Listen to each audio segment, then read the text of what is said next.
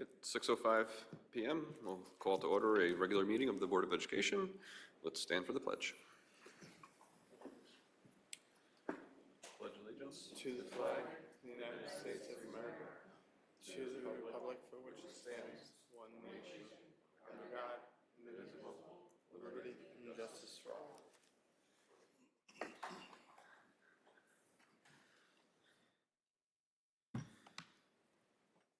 Sue, anything to note on additions or deletions? Just added the minutes for the policy committee meeting. Okay, thank you. Is there a motion to accept the minutes of the February 28th board meeting? Melanie? Second, Jenny? All in favor? Aye. All right, let's move right into budget presentation number 3. Oh, yeah. Let's get excited.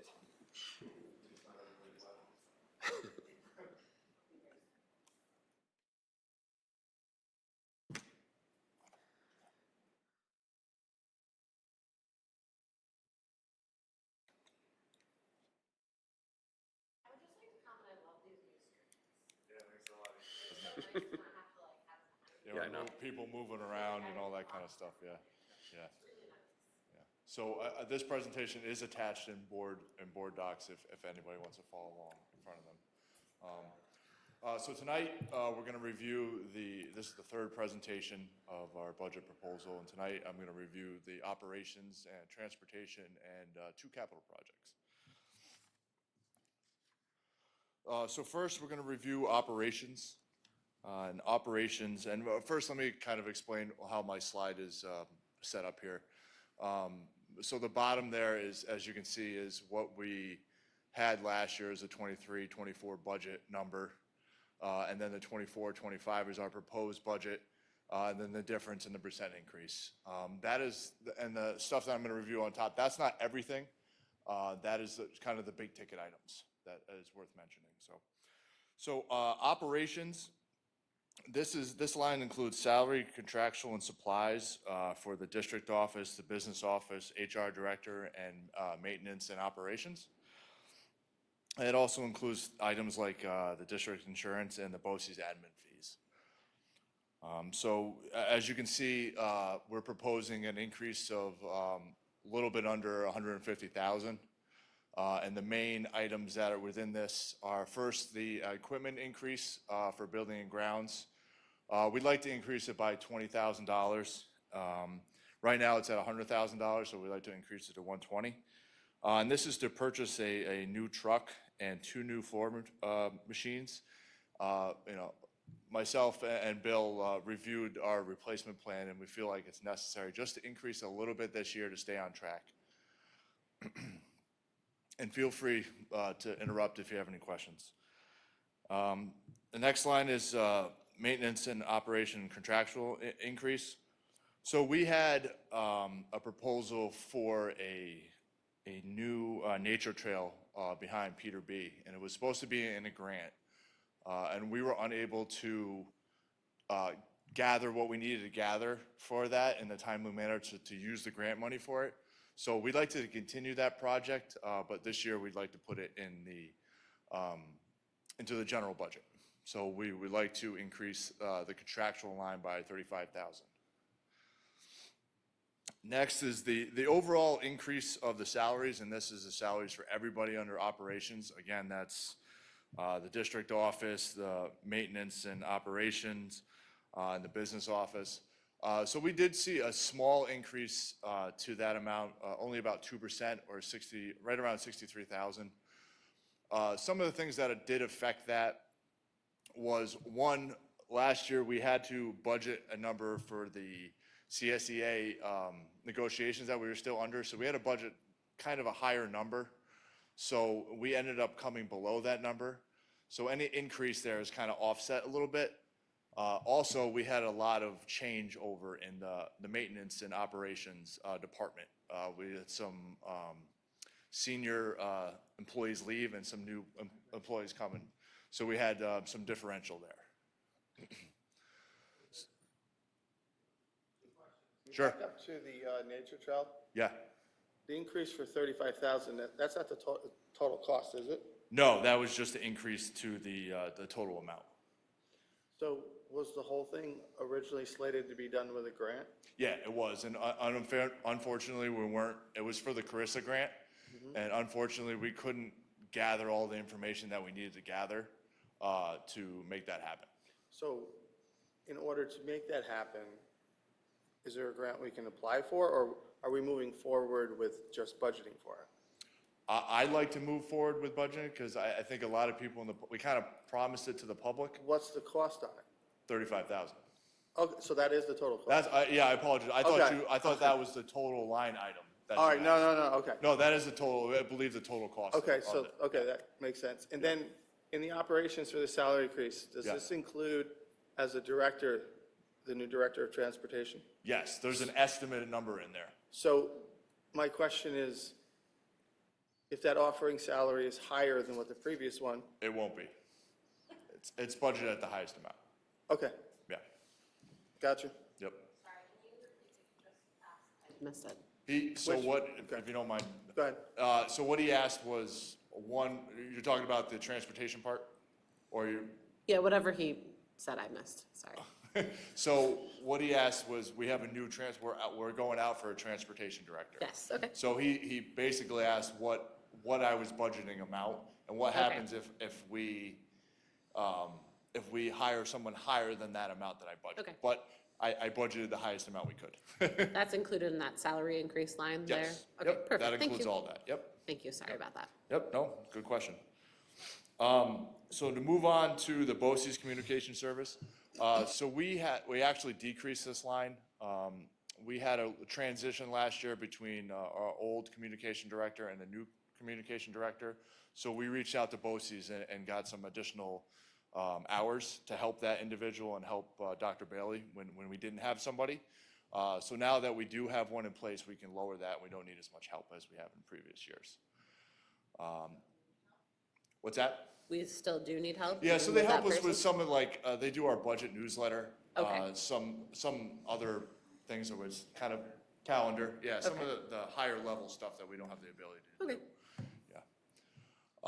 So next is BOCES business office software. So this year, we did add attendance module on Frontline, and what that does, instead of, I don't know if anybody's ever seen it, but throughout the district, we do a lot of paper. When you're taking a day off, they sign triplicate papers, and it's a ton of work.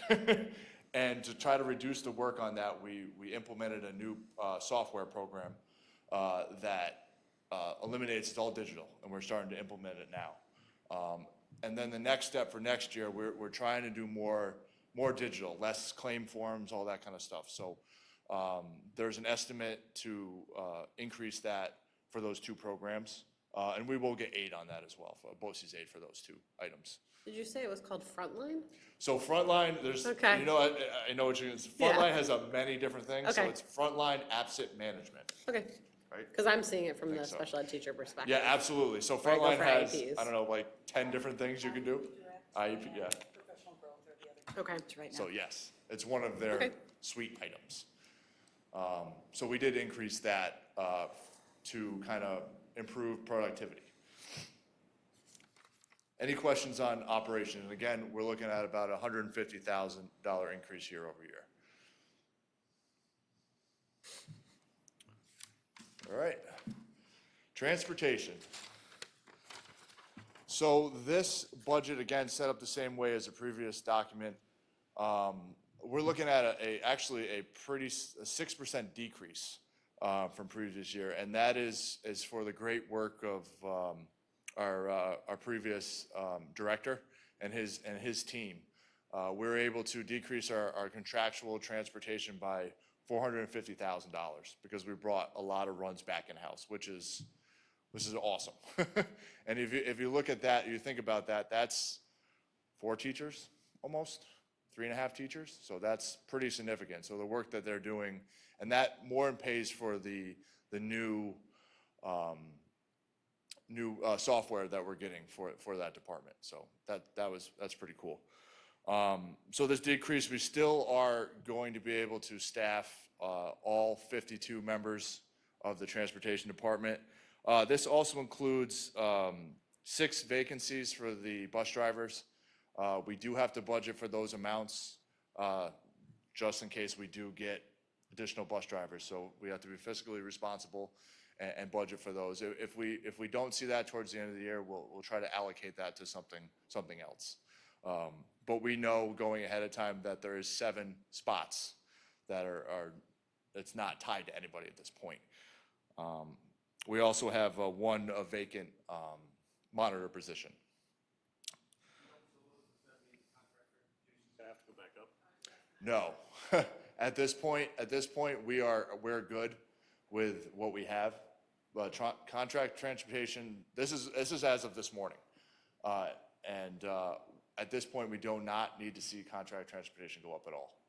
So the more, if we can bring in a few more, we can actually bring it more back in-house. Okay. Obviously, if we see a large exodus of it, then we're gonna have to look elsewhere. But right now, what we currently have, we can stay where we're at.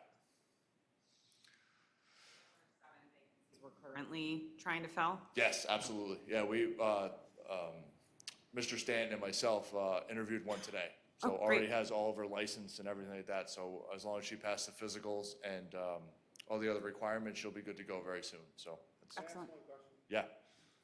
I realize it's a big savings, but is part of that due to the way we were busing students for athletic events?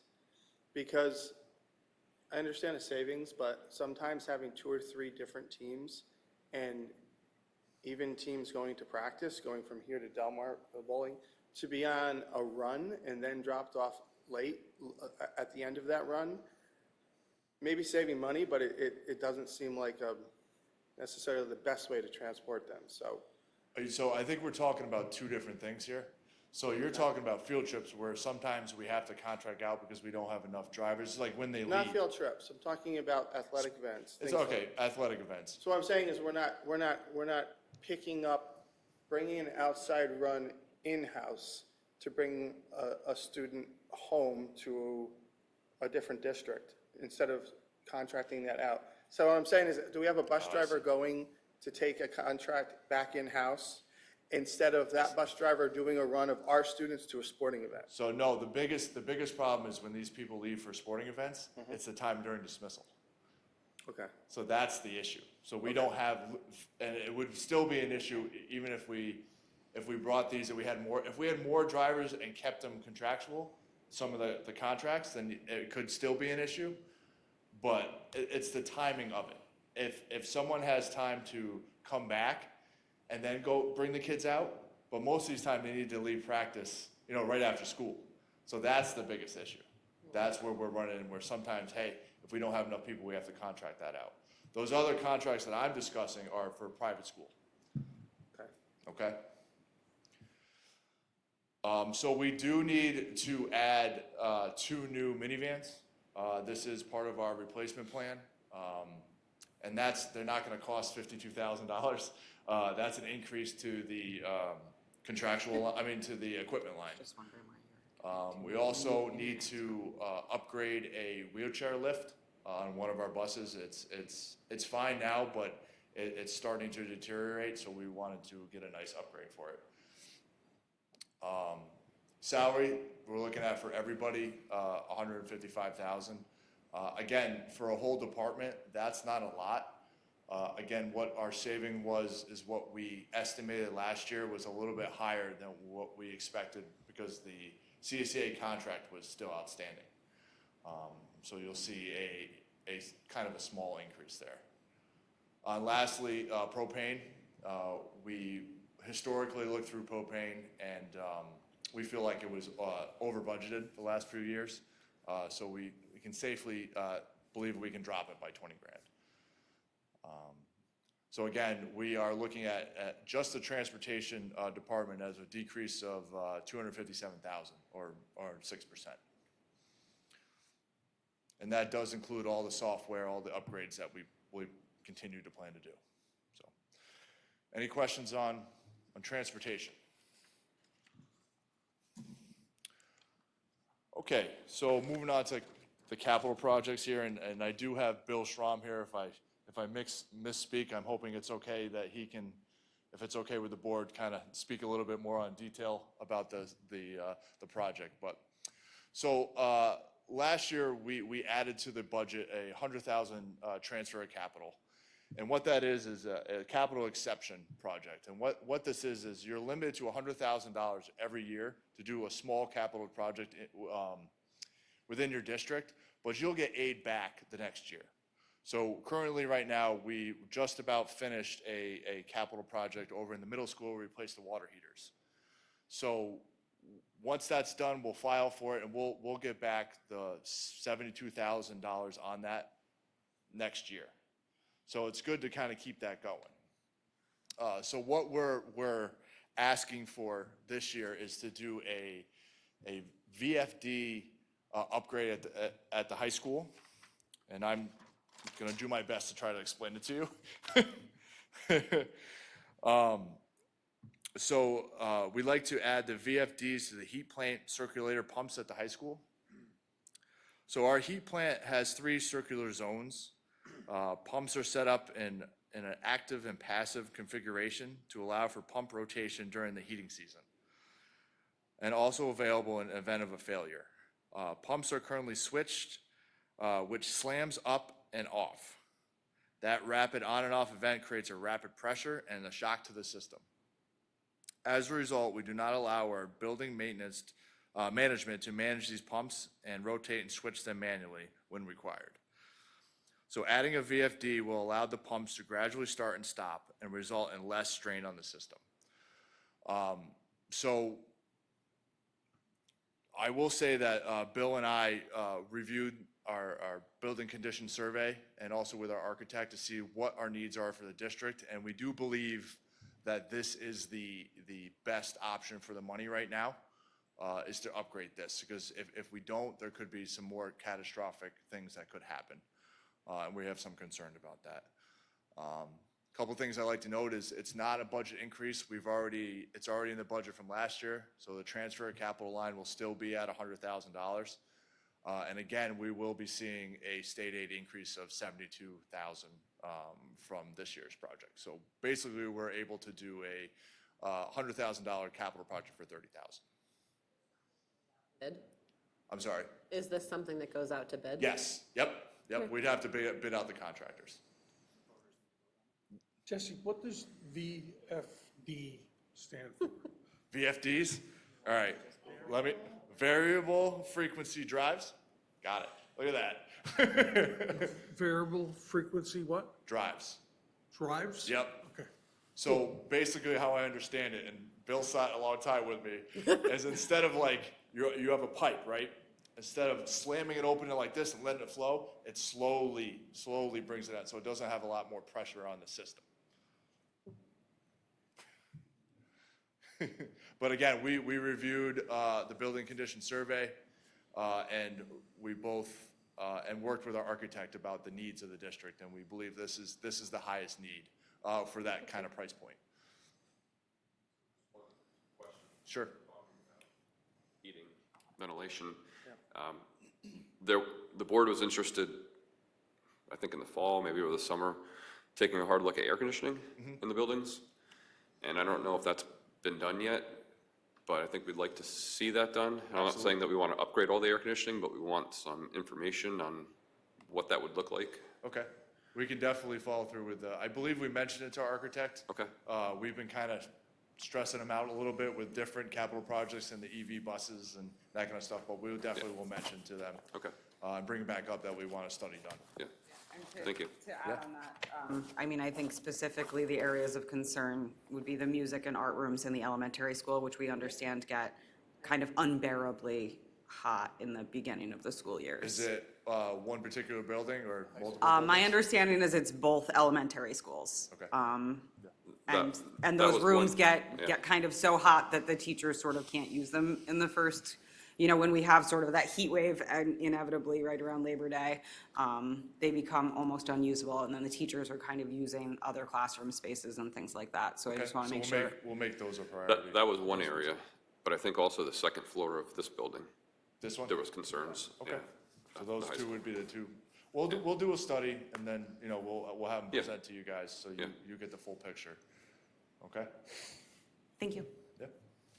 Is there any other questions on, now this is part of the general budget, so we don't need a separate proposal for this. This would just be a line item on the budget. How long would that take to do? This project, how, do they have how long this could take to do this project yet? This is the type of project that we done on like a winter break or a Okay. spring break. You know, really one of the main reasons we're going with something like this is that it's not a long lead time item. It's not a heavy lift for installation. Yeah. It's something that we have to do something like this at a time when we have the system down. It's not something that students necessarily have to be in the building because of the overheating season. So it's a nice fit for us. Yeah, we do need to finish it within the year, to get the aid the following year. We wouldn't lose the aid, but it would be pushed out if we didn't do it within the year. So that's another thing that comes into our decision on which one we should decide. 2025, Yes, Okay. yep, by 25, yep, so school year, not calendar year. right, you got it. Any other questions on this capital project? Again, does not have to be a separate, proposition.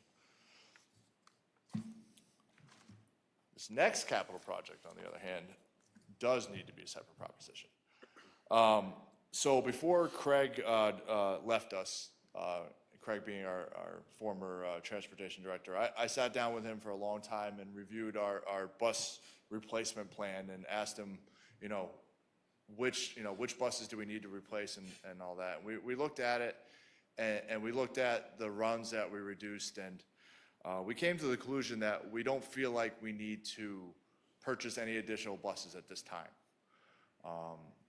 because of the reducing of the runs and the smaller number of individuals that we have.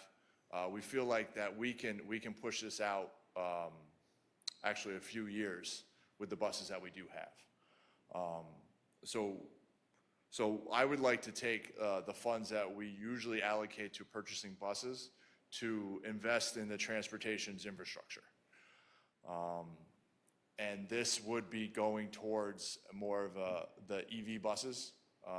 Currently, we have 2 lifts in our bus garage that are, they're near failure. They're not at failure right now. They're both structurally fine, but they are having some issues. We'd like to upgrade 1 or even 2 of those to be able to pick up the heavier EV buses down the line. We think it's more fiscally responsible to invest in the stronger lift because we are going towards the electric buses. We also would like to look into upgrading the electrical infrastructure at the transportation department. Again, we would use the funds that we normally would band out to purchase buses. We would use that band money to invest in this infrastructure. So this would be another proposition on the ballot. We believe it'll be right around $500,000. And this would have no budget increase. This would keep everything flatline with the debt. So you wouldn't see an increase. So in other words, you would not see a impact on the taxpayers. Is it one of the, in the current upcoming $15 million Yes. capital project, we're talking about replacing one of the lifts already? Yep. With That one of the is- higher lifts, so are these 2, are these in addition to that one? Nope. That, one of them is part of that capital project, so we would pull it out and it would give us a little more leeway. So you'd pull that out of that We would capital pull it out, project? yep. And the interesting about this, if it's EV related, it's transportation aid, not building aid. It would still have to go up to SED to get approval because it is building. We'd have to get our building permit, but it is aided differently.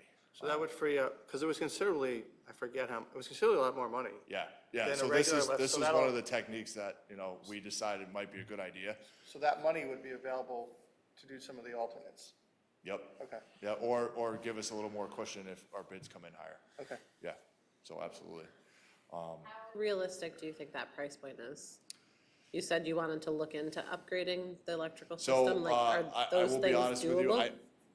both lifts are gonna be a lift. I definitely think, it depends on what the electrical upgrades we're able to do now. As you know, we just approved that EV review, and I don't wanna do too many upgrades to our infrastructure until we actually have that full review. We know certain items in the bus garage are absolutely, definitely gonna have to be replaced and ready to go. So we're hoping we're gonna be able to do both lifts and the electrical upgrades, but it may not happen, depending on what the bids come in. Will that be made clear to the voters?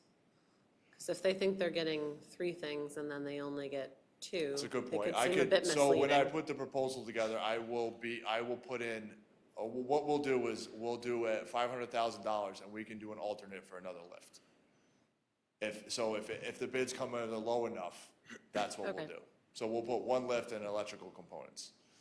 I just want to be upfront No, with it's a them good so that point. they know It's a what great they're point. Yep, voting on. yep, absolutely. Okay. So it's good that we don't need any buses right now. I just don't want to see it get away from us, so that in Absolutely. 3-4 years, we need like 5 or 6 buses. Yeah, no, absolutely. So we kind of ran this scenario. We're not gonna get rid of any of the buses, but the ones that were supposed to be taken offline, we're still gonna take them offline. We're not gonna get rid of them. So if we do need buses down the line, we'll still have them available. Yeah. Our biggest concern is, one is timeline to get these buses. So we still haven't received the 3 that we ordered last year. It's almost a 2-year lag to receive buses. So if we're still purchasing buses now, and we can't purchase anymore after 2027, that's an issue. All right, yeah, I just don't want to get in a hole where we have a Yeah. shortage and then we have to Absolutely. load No, up we- 1 year, and that's gonna be a big budget hit that year. Right, no, we are sticking with the budget replacement plan. And also, we don't want to be stick the taxpayers with all these infrastructure upgrades either. So we have to look at it both sides, especially with these EVs, buses coming down the line too. But a lot of that electrical upgrade should be grant aidable. It is. We will get grant money for it as well. I Yep. worry about not replacing any buses for a year because it took us so long to get into a regular replacement plan. You know, some years we need 12 buses, and another Yeah. year it'd be, well, maybe we only need 1. Well, then the next year you need 11, and Yeah. that just doesn't work. Yeah. It really needs to be a regular replacement plan to make sure you stay.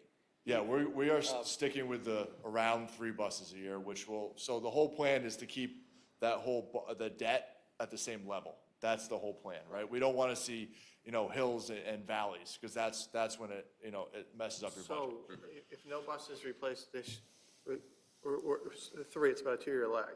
If you're not buying any buses this year, are you going to purchase 3 more buses next year? We'll have to look at it.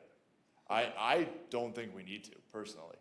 Well, I know you say that now, but like thinking about what Ray said, if you go this year without it and then you go another year without it, Now you're at 6. now you're at 6, and now it's like, I can, the next buses are EV, so it's like, are you gonna wanna buy more then or not? So, I can tell you right now, we have 11 extra buses.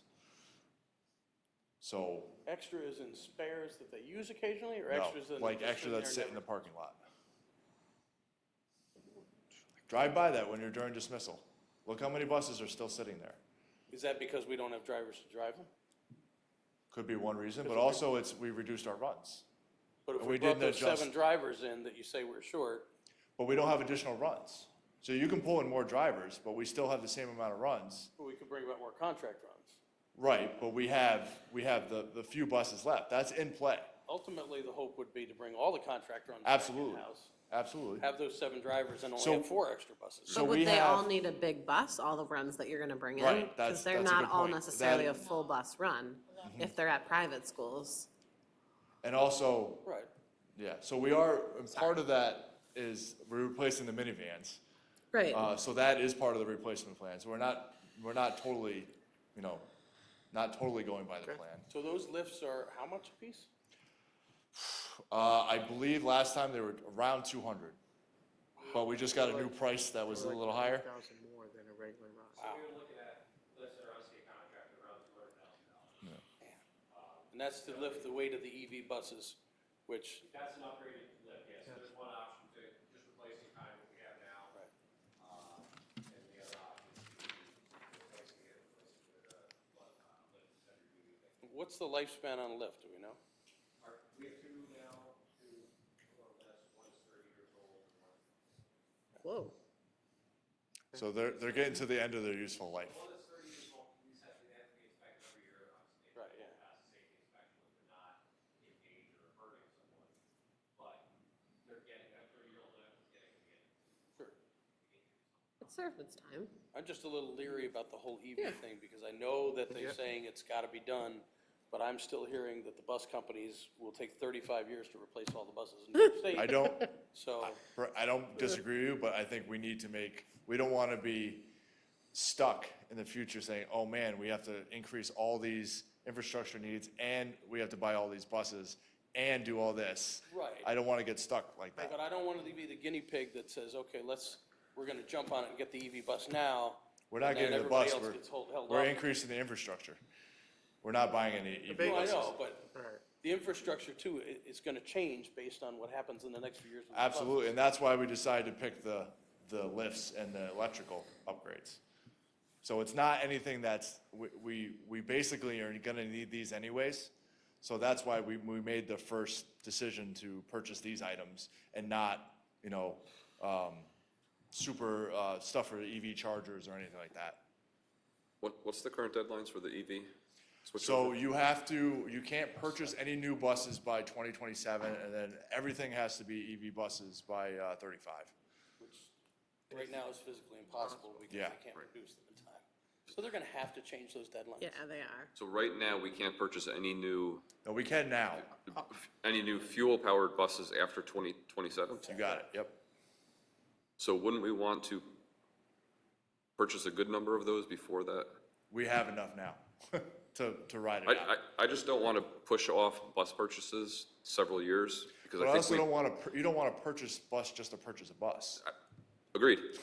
But I also don't want to be put in a spot where now we're playing catch-up, particularly if these deadlines stay in place and we're playing catch-up with EV buses when in a previous year, we could have, right. Right. Because right now, I'm hearing the lag time on an EV bus is almost 3 years. Yeah, no, I agree. No, it is. If we I wait just till don't the wanna- deadline and we right. get stuck and we try to So- order them. Yeah. And then we don't have fuel buses, then what do we do? So it's a delicate balance between that and infrastructure needs that we need to have. So we're trying our best to allocate the money appropriately, to invest now when we can, and then in the future. So if we're front-loading doing infrastructure increases now, we can probably purchase additional things later on where we were expected to do infrastructure upgrades. But let's just don't base this project cost on an assumption that we're not going to buy buses for 2 to 3 years to justify this, because I don't think we should be in a position where we put a freeze on buses for several years to pay for this project. So what Jesse's trying to say when he says there's 11 buses sitting there is that because we have fewer runs, we have been able to put fewer miles on every bus that we have. Those buses are being cycled in, and where we would have hit critical mass, I think we try and keep them 7 years or so. Right now, our average is 5.4. That's the average lifespan of our buses. Okay, so 5.4 is that because, and we know, like, hear truck drivers say, that bus only has 100,000 miles on it, I get 1 million miles, 2 million miles on my truck. The bus going 25 feet and stopping, and 25 feet and stopping, and starting, stopping, murders them. That and rust. Those are the two things. That rust doesn't get by state inspectors. Any part of a vehicle that is of substance, has rust on it, needs to be remediated. So we're putting fewer miles on those vehicles that we would have traditionally put 80 to 150,000 on before we disposed of them. So the 11 buses that we have, although they are older than what we traditionally would have had, is they have significantly fewer miles and less wear and tear. That's why he feels as though this year we're not in jeopardy by not replacing them. And you're exactly right, Bray's right. The people who've been on the board and been in the community for a while know that there was a span where we bought no buses for successive years, and then it was a cataclysm. All the buses were approaching 100,000 miles, and you can't have an aged fleet like that and expect to transport kids safely back and forth to school or outside of the district, heaven forbid. But we are in a significantly better place than we have ever been, combined with our purchasing plan that we have done and with the work that Craig and his team have done. And it was to be quite honest, it was the team and the new software that we're using that we're now adding the GPS to that helped to resolve some of these things. Because you understand how complex 70 square miles is. It is geometry on top of algebra, on top of physics, on top of whatever, trying to triangulate stuff. So the software has been extremely helpful and being predictive. So we're not saying multiple years. We're just saying this year to ensure that we can get these things done. And, you know, as part of my presentation, I was going to talk through the discussion that we've had with legislators, the position of the 24 superintendents in Cap Region BOCES about EV bus transition, EV bus plans. The Commissioner for Education was speaking to all the state superintendents in the last few days, and they clearly know we are not ready, bus companies aren't ready, the electrical companies aren't ready. None of us are ready to do the things that they're expecting us to do. So although Jesse said 2027 and 2035, we recognize that the consensus is that's not realistic. And the electrical, we probably could have been better about describing that. The electrical that we're talking about is not putting in superchargers for buses. It's electrical in the facility that is aged and is ready to be replaced. I'm correct, yeah. So we should have clarified that too. So we're not rushing ahead and installing equipment that we know will be antiquated. Bethlehem went through this process. They were early adopters, early onboarders, and between the time they got their first buses and their second buses, the type of charger that was required was different. So they had to uninstall some things that they had done. We are being extremely cautious in this, and we just did a study which was all of the energy companies are struggling themselves because this is a first time, and they're trying to project out. But we just did a study trying to determine and predict what they could provide to us, and with that information, we'll be able to better plan 2 and 3 and 4 years down the road instead of trying to do anything right now. I will say that the one thing that we knew that we wanted to try and do is if we're going to pave, we want to try and put conduit in. That's as sophisticated as we're talking about right now. In other words, we know we're needing to run wire sometime, but we're not going to choose the wire right now. We're just preparing for just like we don't want to duplicate work, right? If we're going to put curbs in, we want to make sure that we have the right conduit underneath it or paving. We want to make sure that we can get the electrical in a later date. And it's hard because you're right. Nobody knows exactly what it should look like, what it's going to look like, and it'll be different when it actually arrives anyway, when it arrives. So I don't want to beat this to death, right? Because we've already gone pretty deep into this, but I'm okay this year. I think there was mention during the presentation about several years, we're good for several years. I don't want any assumptions that we're good for several years. Hopefully the date's going to change, but we have to operate as though, as of 27, we cannot buy any more fuel-powered buses, and we need to plan for that because in 26 and 27, we need to buy more to carry us through the period that's going to then follow from 27 to when these EV buses actually become a reality. So let's just, until we hear otherwise, let's operate as though 27 is the year. So that, part of that study that we're getting done will give us more guidance on how they believe we should purchase buses as well. So Okay. that's another reason why we didn't want to really invest in a lot of things this year. Yeah. 27 used to seem like a long time away, Right. but it's only 3 years from now. It's- Yeah, the fascinating thing about it, and those districts that have completed this study already, is making a determination about, okay, now we're at 11 years to transition completely, is how to do what Mike's proposing, which is, you know that you've got 8 runs that drive 175 miles a day in the dead of winter. How are you going to, what kind of bus are you going to need to do that? And are you going to have enough on hand to ensure that you're being able to provide that service? But if you're just driving through the village and they're only going like 12 miles and making 15 stops and dropping all their kids, we know that's an easy fix. I mean, that's an easy electrical run. It's close to base and, you know, it can charge in between and it may not need to charge all day. So that will be extremely helpful to us. We are kind of in the middle for those schools that are taking on this challenge. Think of like, I think I was with the Cobleskill-Richmondville superintendent or the Schoharie one, they said something like 150 square miles. Probably a lot more buses too. Yeah, well, maybe. They have a very different problem than we do. We thankfully at least have a blend, so when we're asked to do it, we have a better chance of being able to at least do some of the runs in a way that they expect us to.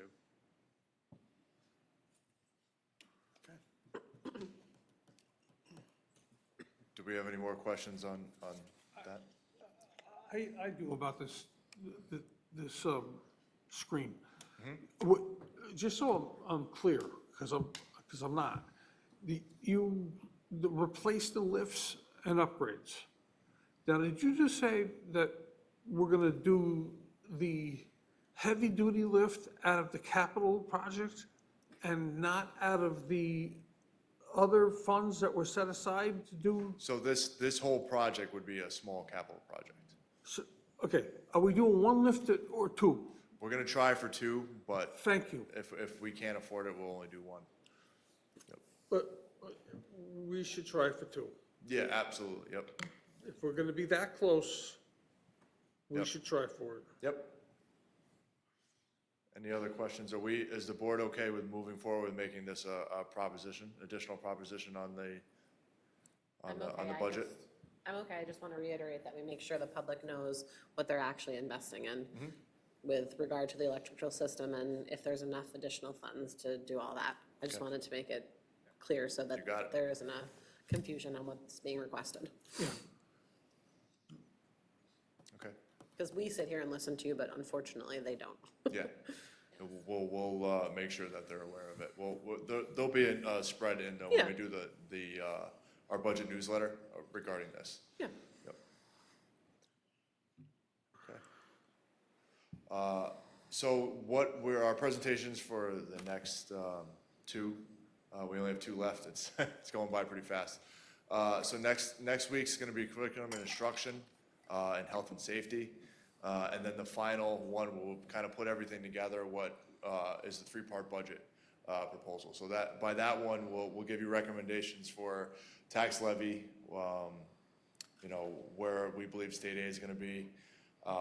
Unfortunately, we won't know exactly because I believe the budget is due on the 1st, but I doubt it'll be done by the 1st.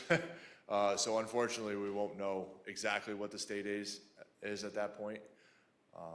But we can always make adjustments after that, so. You might get it by the 1st. Hey, You might. all right, that'd be great. But I can tell you that both houses are submitting their budgets this week. Oh, great, that's great. So, and both houses have indicated, because of the pressure that they're getting from their districts, that, that they're going to address what Hochul did with reducing or changing the foundation aid formula or whatever. They're just not, they're not standing for it, and it's gonna get changed. Yeah, I hope so. And we may benefit out of that as well. Yeah, we're not part of that whole harmless group, but I hope we do see a little bit more. It would be helpful. Yeah. Obviously. Yeah. So any additional questions? All right, thanks a lot, guys. Thank you. Thank you, Jess.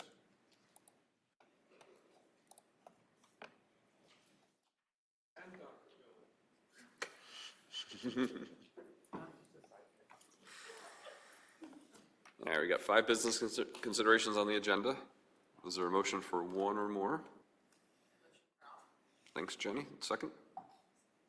Jackie? Any discussion? I think I have one question. Hold on, sorry.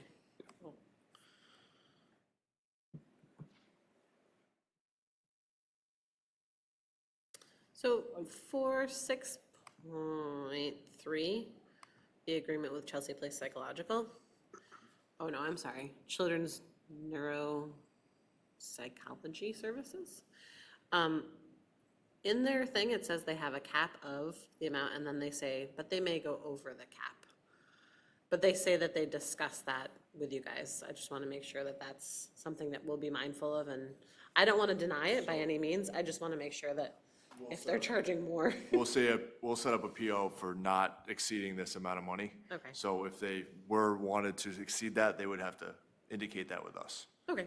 And it may be something we want to look at. Our board policy right now doesn't have a limit on independent evaluation, limits that we have. So, and some of the other local school districts do, which is still a reasonable amount, but it helps manage this should you have parents who request the independent This evaluation. is as a result of a request a parent made? Yeah. Okay. We did an evaluation and they requested an independent eval. And I'm assuming that's a part of the process they're allowed to participate in. And so if we were to have a board policy that associated a cap with that, We have a board policy about parents being able to have independent evaluations, but we don't include a dollar figure in it. okay. I'm not saying that there's anything negative or whatnot, but it's interesting, they say there's a cap, but then they say, well, we may go over the cap, so just seemed a little weird. Anything else? All in favor? Aye. Aye. All right. Personnel considerations, 7-1 through 7-13. Is there a motion? Motion for all? Ed, motion for 7-1 through 7-13. Second? Jackie? Any discussion? All in favor? Aye. Aye. All right, Dr. Bailey, we'll move right to you. We talked about some of these things already, but I had the opportunity to be in a meeting with a number of local superintendents, with Assemblyman Fahey Tague and a representative from Senator Breslin's office. And what we focused on was foundation aid, a pretty logical point of focus. I think there were over 300 schools in that held harmless area out of 700 that were, some of them significantly affected. Bernox Westerlo, the superintendent from there, has told his story a few times to legislators. I think it's something like $1.2 million in a budget that's smaller than ours, where they've lost aid. So ideally, and I appreciate Mike's optimism that they might deliver by April 1st. I do agree also that both houses are in concert on their upsettedness around it. As we look from the sidelines, I'm like trying to figure out whether, knowing that that would have been extremely controversial, because nothing hits communities as clearly as school budgets, that I don't know whether there was something in order to strike balance with something else in the budget, like look over here, because foundation aid is such a hot topic. And so ideally, things will improve, and ideally, the budget will be on time. The other focuses that we have were unfunded mandates around students with disabilities being enrolled until 22. The federal mandate changed recently, where all schools in New York State, in the country, are required to enroll students till 22. We're not arguing that. We currently are required to enroll students until 21, but the difference is the state is currently only helping to fund us, subsidize their enrollment to age 21. They haven't changed their own protocols around that. So obviously, we want to be able to provide those services, and in a lot of ways, we're best suited to do it with the dwindling amount of public resources available and public agencies. So we're happy to do so, but we would like that to be funded by the state. We obviously talked about EV buses, and I already talked about that. So, and then the Section 211 waiver, which is the last of it, that's the waiver currently that allows a public employee to be employed by a school district and earn over $35,000. That was not currently in the governor's proposed budget. And what we'd like to do is we'd like to have the continuation of the addendum to that waiver. Right now, you can get approval for someone who is retired from a school or from other public agency to work, but you got to go through a lot of loopholes. You got to jump over a lot of things, and the board would need to approve every one of them before we can submit an application to the state. While the waiver is in place, it removes that for us. And I can tell you that we have been blessed by some of our retirees coming back and working for us, both on a short and long-term basis. They would not be able to do that beyond $35,000 if this did not continue. So ideally, they will. I think that in this industry right now, we are desperately in need of experienced people. Not that we don't want new people to teach the experiences too, but if they're not standing there waiting, we're in trouble. the board has approved their mission, vision, and goals, and I wanted to sincerely thank you as a leader of the district and as 430 of us. This is a very powerful beacon for us to follow and do the right thing. And I was fortunate this week at that same conference where the commissioner spoke. I was fortunate to speak to some superintendents from across the state around the process that you followed. In other words, the survey to the community, the examination of data, and making hard decisions about what we believe to be right. And it felt really good to be able to say this to people from the North Country and from New York City and from Long Island and Buffalo, that we did something here at RCS that's pretty awesome. So a little pride there, a little RCS pride. We celebrated our top 10 students last week. And they are, as is frequently the case, the most generous, highly involved, brilliant, caring, fantastic, talented, involved in everything kids. And if the PR hasn't gone out around them yet, it will go out around them. But we are blessed with those 10 students and all of our students. But what a joy to just spend a moment in their presence, because they spent 12 years working their tails off to get where they are, and they're going to do great things, and they really represent us well. And the show's this weekend. Go. You should go. Yeah, Jenny. Saying about the 21st or 22nd birthday. Yeah. When we attended the Board of Education conference in Buffalo, one of the lawyer groups was talking about that. Has any decision been made about like how that ages out? Like there was discussion about when they're 22, do they suddenly not, or are they allowed to finish out the school year? Is that discussion still occurring, or has any decision been made from what you could glean from your I conference? don't know that it's been Okay. resolved. It's a good question, because I think we would also all agree that it's not good practice to say happy Right, like- birthday, get out. Right, like your birthday's in March, it makes just as much sense for you to be able to finish out the year, but I didn't know if any decisions had been made in regard No. to that. Okay. The other thing is we need to, through the policy committee, to review our own policies, because it's not uncommon. There are a lot of districts who still have policies that are in contradiction to what the federal regulation now has. So we'll be sure to include that in our policy work. Okay. Do we have a substantial number of students, just like generally, that are anywhere near the 22? I mean, obviously, like, I was just going to add to that. It's not a lot. And that's what I would imagine, but I wasn't sure. Yeah. You know, a few years ago, there was the new regulation that students with disabilities could graduate with their class, and they can graduate virtually as many times as they'd like until they age out. Because the idea is they'd been excluded in the past, they left behind by their class and things like that. But we frequently have students who get to their graduating class age and they transition. They go out into the world, they have full-time work, they decide to go to school, or there's an additional educational institution they go to. We do not have a lot of 22. That's why I was wondering, like, I figured it was a more rare occasion, but I didn't know if Not it's a something huge that impact. really has a big impact on the Right. district, so. Thank you. Yep, Thank you. thanks. Jean? Not much to update you on. We saw each other last week. So just some highlights from, we had a PD half-day yesterday, and there were several things that happened over the course of those, that staggered start and end time for elementary, middle school, and high school.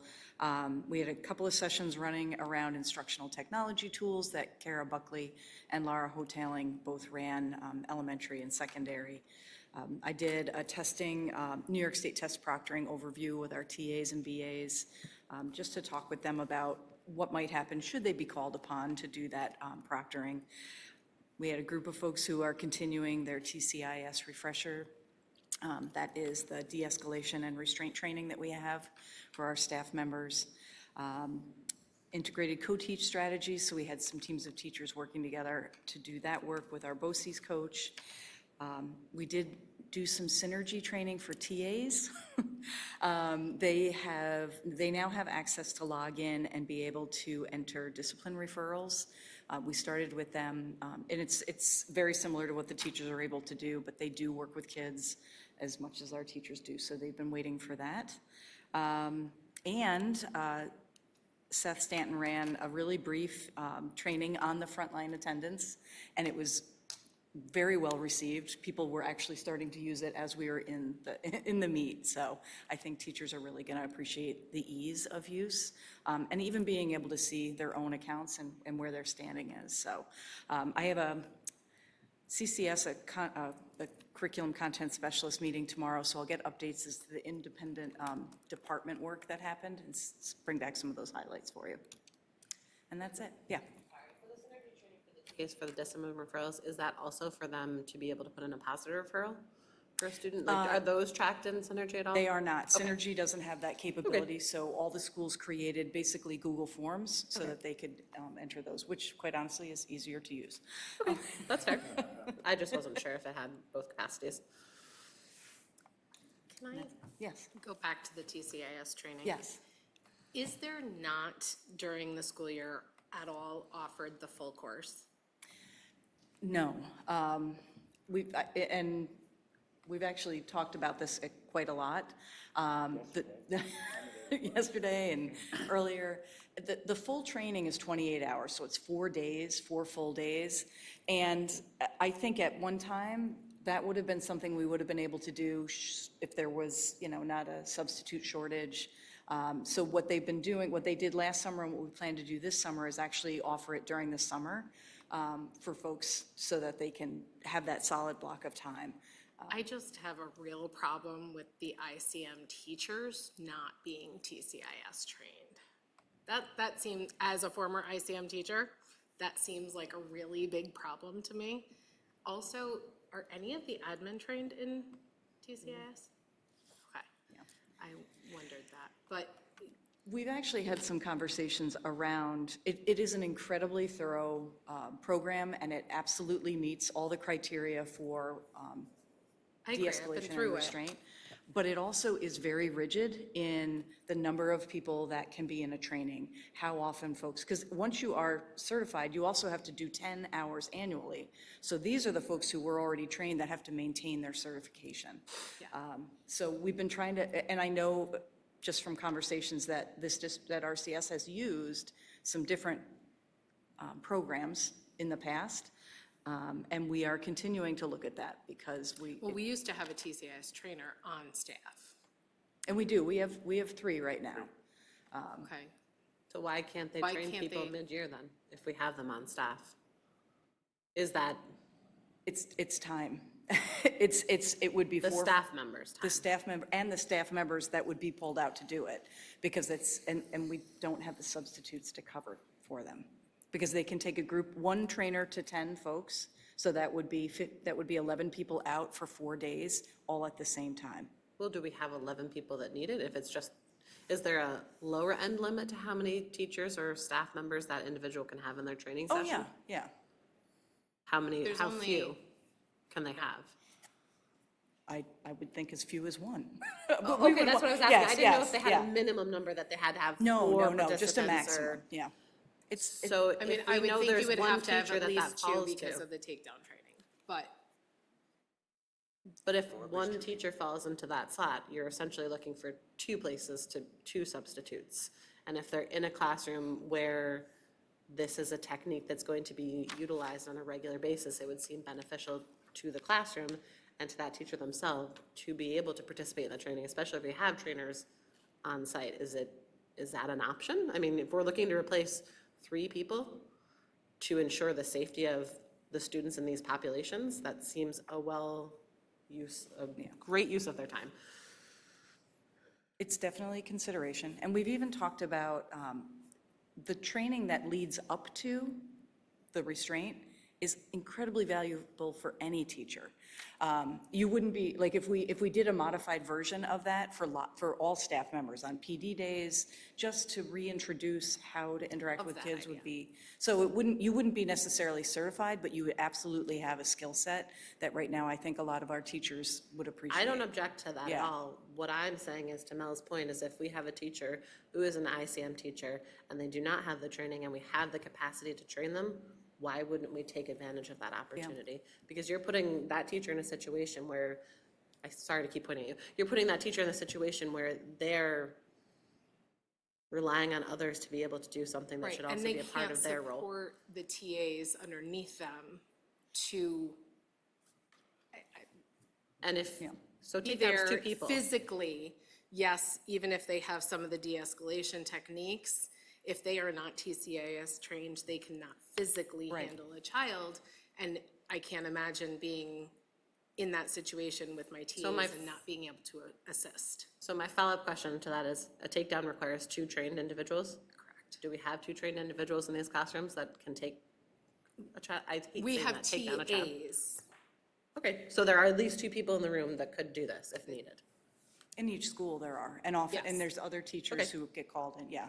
Okay, Right, but the ICM teacher is my concern. Yeah. That if we can get her trained before, it seems a disservice to that teacher as well. Well, and we- any teachers that are in the ICM position, I just feel really strongly that the very least, the ICM teachers should be TCIS trained. I agree. I share your sentiment. I forgot to mention something, that I mentioned that the work the board did on their, Jesse, you've already talked. Okay. What else could you, No, what else could you add? I just said you can't go back. Oh, no backseats. That the board using the survey in the fall in order to get to the mission, vision, and goals, that I'm going to create the disaggregated version of that so we can see the trends for each of the stakeholder groups that did that. It's the only way that when we look at it at the committees at the building level, when we're working on our own targets in each building, it's the only way they can do their good work. So I wanted you to know, I will share that with the board, and we'll share that with each of the committees so they can see what students were saying at their level, Okay. what staff were saying, and what families were saying at their level. And I'll share that with the board. It's just a little time consuming, because it takes a little bit of time to run it. And the other thing that you'll see when I send it to you, which is pretty amazing, is that it, at the end, it uses AI to develop talking points around what people are saying.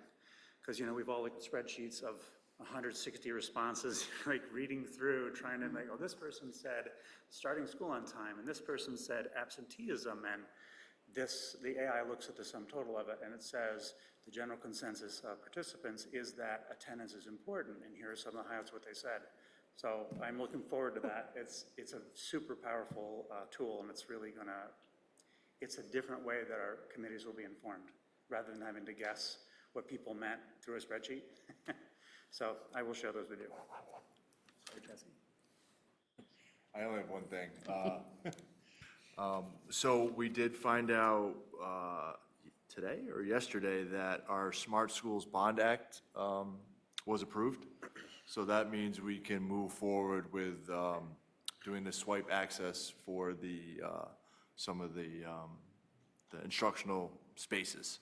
So we have the approval for that, so that's great news. We thought it was going to, usually it takes a lot longer, so I know both Bill and I did a double take on seeing if it's really true, but yeah, so we'll move forward with that project, so. And what we think that means, if I'm right, what we think that means is that the elementaries, because we're not replacing doors there, if the equipment is ready and available, we might be able to do it during the summer or before the fall of '24. And then all the other buildings would be, because we're replacing door hardware, it would be in concert with that, probably closer in '25. Yeah. I will walk through on the 19th.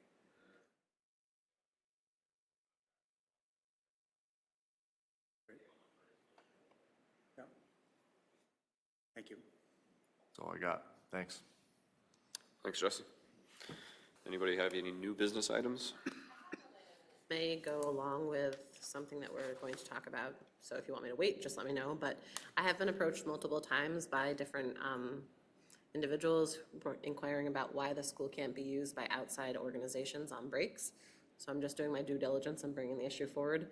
They want to be able to use practice spaces for sports that are not a school team when there is a break in service, because their session, I don't know how to best describe it, occurs over time, and without the practice space, the teams aren't able to perform at their best. So I'm bringing it forward. They have been and they've been denied. Did I? Yep. They have requested with the athletic director, and the athletic director denied their request. And if it's a matter of staffing, are the staff members being asked if they want to and are able to? I don't know, that's why I'm asking. It would be appropriate if anyone asked the athletic director for something, to then ask one of the three of us, and we'd be able to help them. Because I don't know, like, the details of it, like, I don't know if they were asking it while our teams were practicing, or if we couldn't find custodial help. They were asking to be able to use it during the February break. That's what they wanted. It took them quite a while, from my understanding, to get a reply as well. And so maybe they ran out of time to bring it up. So should my guidance to them be that they need to bring it forward if this happens again, Would the beyond the facilities- athletic director? With the facilities usage process, there's actually two sides of it. There's the Okay. actual facilities usage, which Sue has been taking care of for decades. Okay. And then if it's an athletic facility, then the athletic director has to approve it. So I don't remember seeing any of those, but that doesn't mean that it didn't come through my office as well. But just so you know, there's two sides of it. It isn't just ask the athletic director. It's ask for facilities use, justify your insurance, justify that you're the right group. If there's going to be a charge, that's all the district office. And the only thing that the athletic director's in charge of is it being used or not, or is it available, you know, that kind of thing. I mean, it was a break, so it would seem as though it's available, so she's choosing to deny it based on some other parameter, would be my understanding. We just need to know the facts. Yeah, it's a good question. So, because if it's a matter of staffing, and then to piggyback off that, the same contingent was curious if,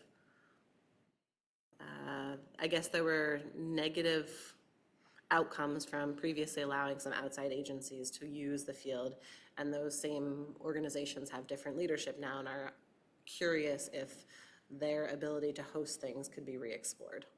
And I don't know how that's done, so again, I'm looking for the information. They need to talk to me or one of us. That's the only way to answer it. 'Cause So I don't you know. as opposed to the athletic director? If they're, So the process, you gotta put the request in first. Okay, And if they're not getting a adequate response quick enough, then feel free to reach out to one of the three of us. it would be through the facilities usage process that's on the website. There's an actual form. We've been looking at it in policy committee. The pay rate, the rate sheet, what's it called? yeah, that's why I was asking it based on the pay rate sheet. Okay. Schedule. All right. The fee schedule, I was asking, that kind of prompted me to ask it, because I saw that it comes up under 12. Right. And the thing that goes along with the rate sheet is the facilities request form. I would imagine that this, Yeah, let's talk about that now, since we're on it, the fee schedule. So is that's still a draft, right? That's not officially adopted? Not yet. Well, Okay. we wanted everyone to look at it tonight before, we don't actually, it's not in policy, we don't have to formally adopt it. Okay. But this is I would say, the near final version. Explains everything in the groups 1, 2, and 3. In the fees, I don't have the old fee sheet in front of me, but like especially like the football field, it was extremely, I don't know what it was before, it was like dirt cheap to use that field. So under group 1 at the top, RCS school groups, any group that's already covered under the district insurance, examples, school clubs, sports teams, district-led community with stakeholders. There's no charge at all for those groups. They fall under group 1. Group 2, self-explanatory, any municipal agency with RCS school district boundaries or with a group that has 80% membership within the RCS district boundaries and would require additional insurance. Examples, fire departments, town of Coeymans, village groups, local youth groups. There would be under the group 2 charge. And you can see the fee schedule going all the way down. And then group 3 was for non-resident, non-district groups. Those are higher fees because they are not from within the district, not majority of people made up within the district. So if they want to use our facilities, we want to make sure we're charging appropriately. We looked at a bunch of other schools, Mahonison, Hudson, there's a lot of other fee schedules that we looked at. And then in the bottom, staffing rates, if there's a custodial fee, it explains at $50 an hour, kitchen staff fee, lifeguard, additional fees that would be implemented and charged to them. And then all the additional information is there. So this would be the in addition to the facilities request form and the use request form, this would clearly outline which group they are and what their fees would be. Okay, I have one question. It says at the bottom with an asterisk, a season will be defined as I 8, corrected and then okay, I just wasn't sure if we were going with 12 or we were going with 8. It's 12. Because it's 12, so Yeah, the word will say 12. I asked Jen about it, I was surprised, but some of those youth Right. basketball, it goes on for quite a long time. Okay. So I moved it to Yeah, 12, sorry about that. I was just making sure. Yeah, I saw that 8 to 12, and that confused me as well. So a few years back, we had a fee schedule kind of like this. And we went in and we changed it, and we got rid of the, didn't get rid of the column, but all of the youth sports groups, which are 95 to 100% kids in our district and all volunteers, we took away the fees for them. Because to be honest with you, it's probably more of a paperwork nightmare to charge them $100 or whatever, $200, than it is worth that little bit of money. I don't see any reason to charge them for usage unless it's costing us more. So obviously, if they want to use the field at night and you got to light it up, then you have to charge for lights. Or if they want to charge on a day when you don't have a custodian scheduled, then you have to schedule a custodian, they pay for that. But I don't see why, if the building's open, somebody's there already, and the facility is not being used, that we should be charging them for it. And that's what we did last time. We got rid of that because they're all community members. They're paying for it in their taxes. They're kids of the community who are feeding into our sports programs. Okay. I So would 100% agree with you. I had kids who went up through youth sports, and really, all we're doing is passing these fees on to our own parents and community members.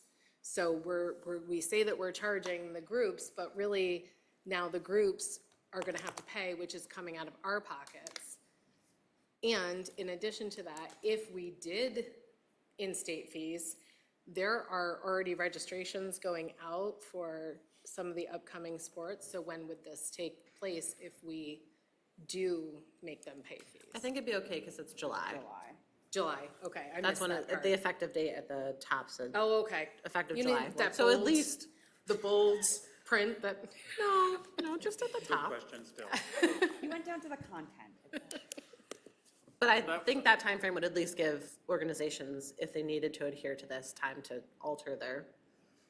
that was my only concern, was that column. As far as the people from outside, I think you could charge them more. I mean, there are companies that are, I'm dealing with one right now that's coming in to rent the high school auditorium, and they're paying an outrageous amount of money because they want the space. So if they're a private, for-profit company, or there's somebody out of the district, charge them as much as you can get out of them, that's fine. But if it's putting it on the backs of the people who are already paying the taxes and all the volunteers that are working in these groups, I don't see that it's worth the little bit of money we'd get out of them. You're saying you would suggest eliminating column or group 2 altogether? Unless it required an additional staff person to be here? Right, yeah, if it required additional staff, or it required the lights, or, something in Okay. addition to what we would normally have going anyway. Okay. I think So I that's guess- the way it was when we redid it, right? Yeah.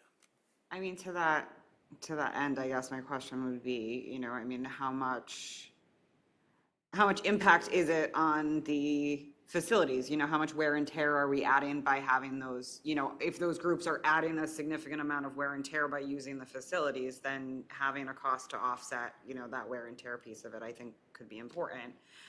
But if it's not really causing any sort of wear and tear, then I certainly, Right, and the lean little, more and the towards fees, that. I mean, $200 for a season isn't gonna cover any wear and tear anyway, so. Yeah. Unless you're charging a significant amount, it's kind of like, why we charge them $200, that seems like a lot of paperwork for the people that are doing it, to gain out of, 6 groups in the district, maybe we make $1,000 or $1,200 or something, I don't know, just doesn't seem. I guess the only thing on that, well, all the paid ones, like lifeguard, yeah, you have to pay for that anyways, but the turf field, that's the other thing. You can get a considerable amount of football games going on there, or, the youth soccer games, because I coach youth soccer, it used to be all on grass, but then they started heavily using the turf field for games.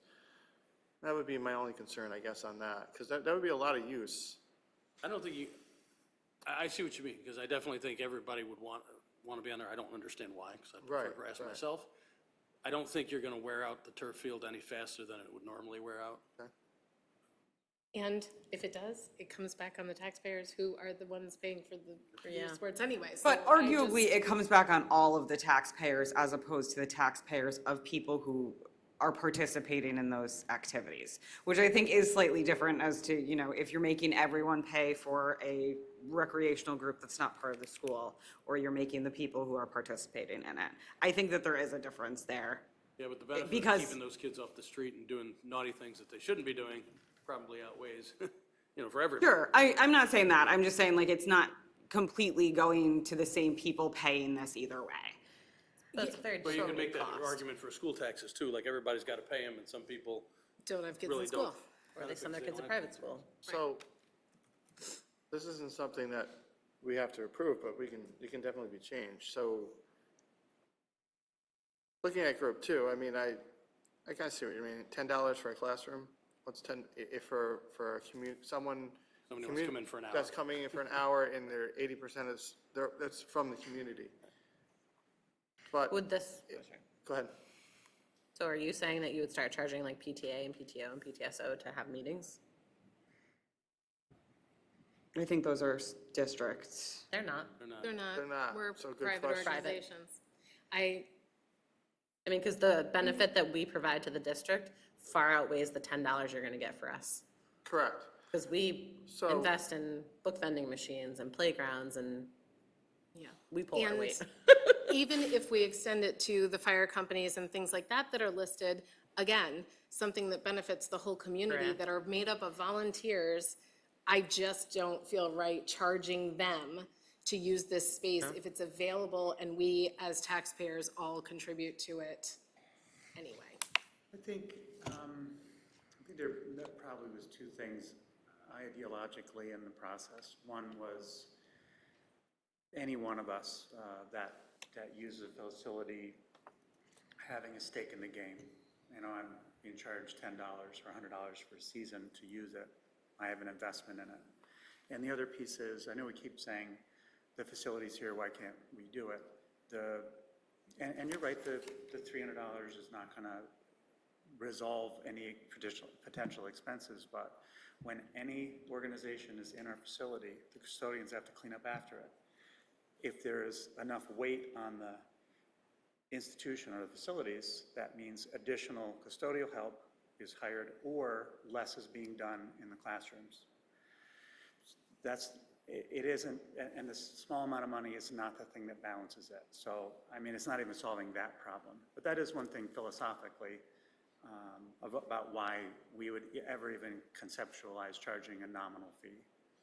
I would say, as far as custodians and kitchen, absolutely. I mean, even as wrestling, which is a varsity sport, we pay the kitchen to think make what- our breakfast sandwiches. And like, paying the personnel is a different issue than paying for facilities. I think what he's saying is, say that you come in and use, someone comes in and uses the classroom for an hour, and you don't pay for it. We still have to send the custodians in there to clean that room. But they gotta clean them every day anyway. Right. Right. But we try and make it clean before someone uses it, and then we clean it after. I understand the safety's difference, sake. but, I mean, I don't see it as Yeah, it's, enough to make it worthwhile. I the really don't. cost doesn't pay for the impact on the system. The So it $10 isn't an really hour an isn't estimate, worth yeah. it for Sue to do the paperwork, as far as I'm concerned.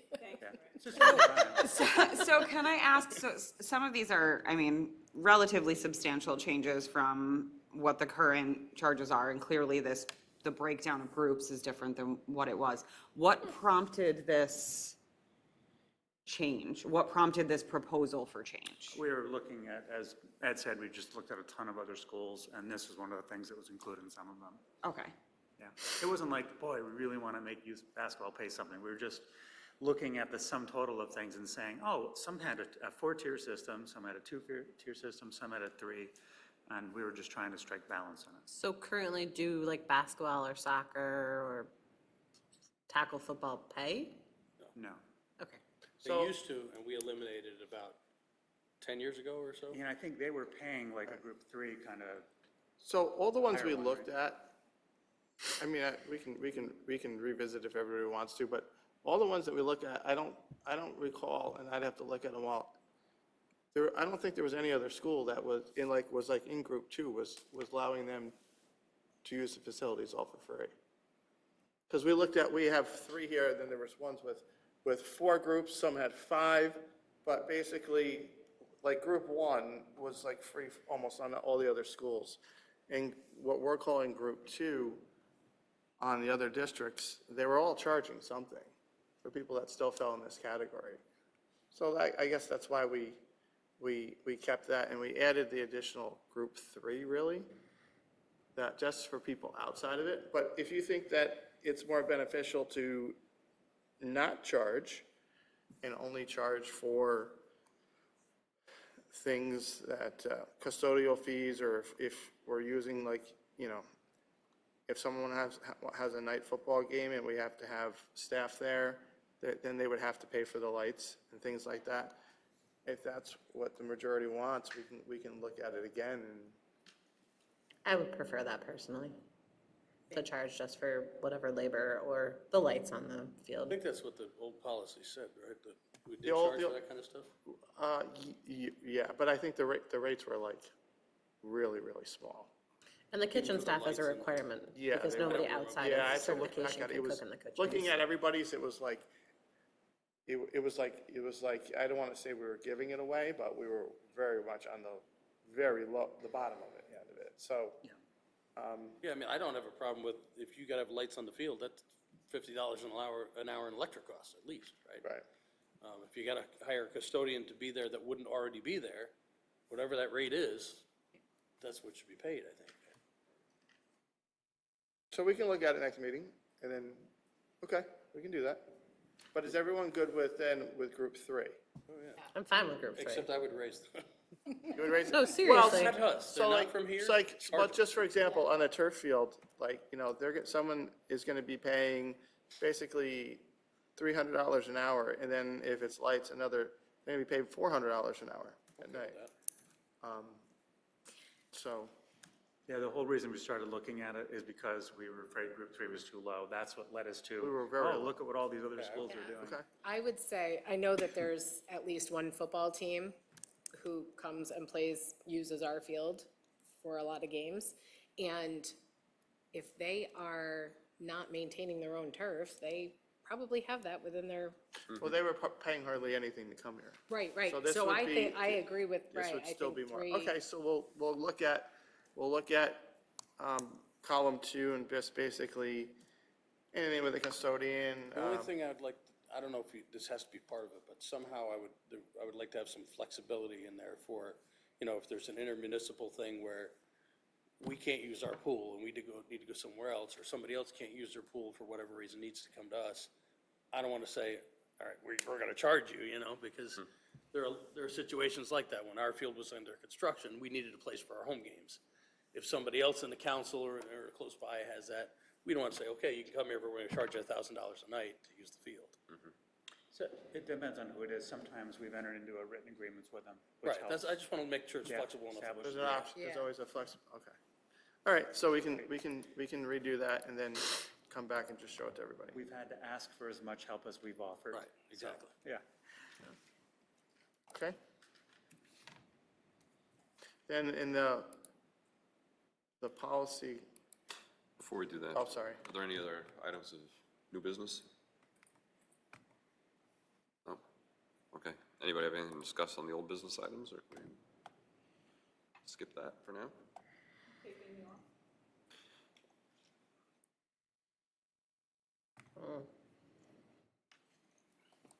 I don't think so.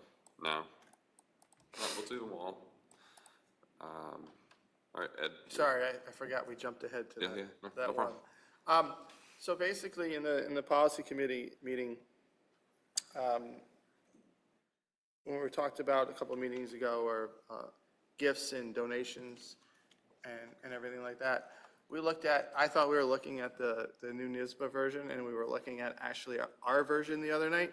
So I apologize, but we talked about adding language in regards to, and Jesse said, I think at one of the schools he worked at, it was like a $500 limit, where that if there's a donation up to $500, it doesn't technically need board approval. I mean, the superintendent can just, they would have to fill out a form because the school would have to decide if it's something that we want or anything, but it's just a dollar amount limit where they could make that determination. We would still recognize it. We would get a list from Sue on the donations that were being made, and instead of just going through it and adopting, thanking everyone, we could just still call them out at the meeting, but it wouldn't have to go through board approval every time. But we're going to look at the NYSBA policy draft on that. I thought we were looking at that, and I apologize, we were looking at our own. We went through the fee schedule sheet. The field trip form, we have to review New York State guidelines on that. And then the only other thing that is going on is we have to go back, and we had multiple policies on harassment, sexual harassment.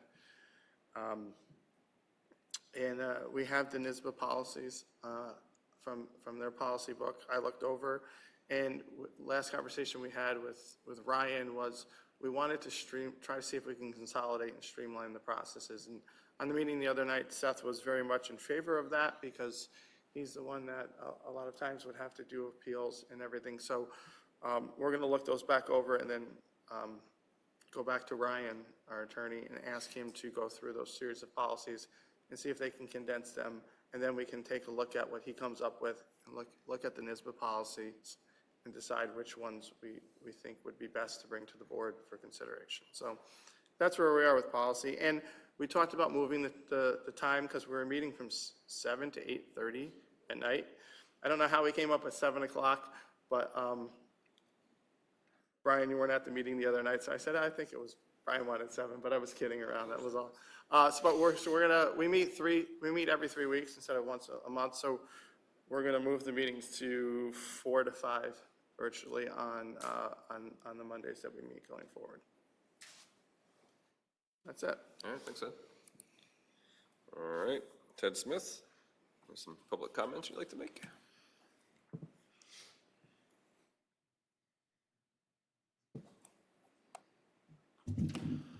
Hi, guys. Real quick.